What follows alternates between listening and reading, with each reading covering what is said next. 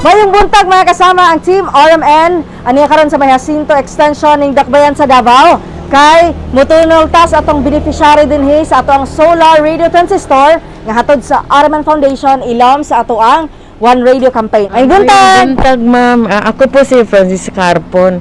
Isa din akong nakikinig yan sa DXDC Radio. Marami akong nakukuha na mga drama, mga balita. Yun ang gusto ko talaga. So, updated ka. So, via online ka lang nakikinig, ma'am? Yes, every day. Oh, every day. So, ngayon, hindi ka na makikinig sa online kasi pwede ka rin makinig. Hindi lang sa online ngayon, pwede ka nang makakinig sa radyo ngayon, ma'am. Sa ibibigay namin na radyo sa'yo na solar. Ayan. Marami pong salamat. Okay, hawakan niyo po. Okay po.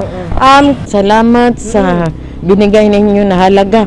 Maraming salamat at mahalaga talaga ito para sa amin ng mga senior citizen. Ayan mga kasama, mauni ato ang beneficiary karon si Ma'am Francisca usa ka senior citizen nga nakadawat sa atong solar radio transistor dinhi sa Jacinto Extension ning syudad sa Davao. Kauban nato si Radyoman Erin Lumusbog. Kini si Radyoman Amy Ginita, tatak RMN.